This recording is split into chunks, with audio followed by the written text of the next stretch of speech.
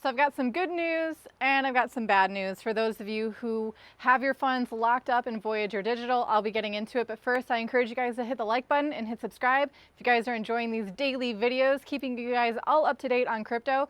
If you want even more information on what we're doing with our cryptos during this bear market, check out the CT Club. A link for that is just for you down below in the video description. So what is the good news?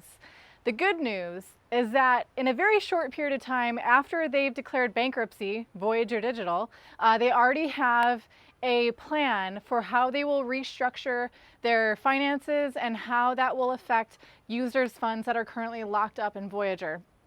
The bad news is that I don't think you're going to get all of your crypto back one-to-one what you had deposited. There's also some concerns about people's USD funds that they specifically had on Voyager. Although these funds are FDI insured, they are only insured by the bank if that bank were to go under, not if there was any issues with Voyager. These people who have their USD on Voyager still can't withdraw, and it's not entirely clear why that is.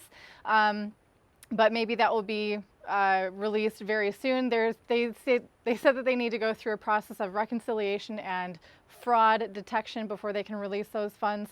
But getting back to the crypto part of this, is that the new plan that Voyager has published yesterday says that basically your crypto is going to come back in the form of four different ways, basically, in the form of crypto, in the form of whatever they are able to recover from the Three Arrows capital debt that they're trying to get back, in the form of Voyager tokens, and also in the form of equity in their newly formed company.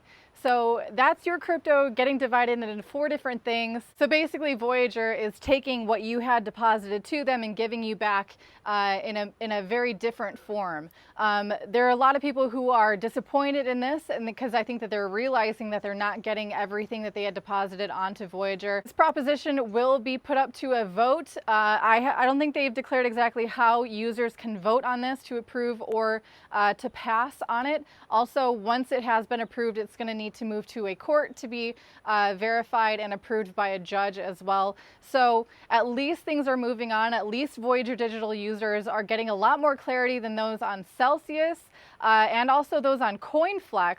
Haven't talked about that one either, but there's several different of these centralized platforms that are having trouble getting users' funds back to them. If you guys are wondering how CeFi is struggling and if that will affect DeFi platforms like Aave, Compound, for example, I'm going to do a video on that tomorrow. So if you guys are interested, again, hit that like button, hit subscribe, and I'll see you then. My name's Heidi. This is Crypto Tips.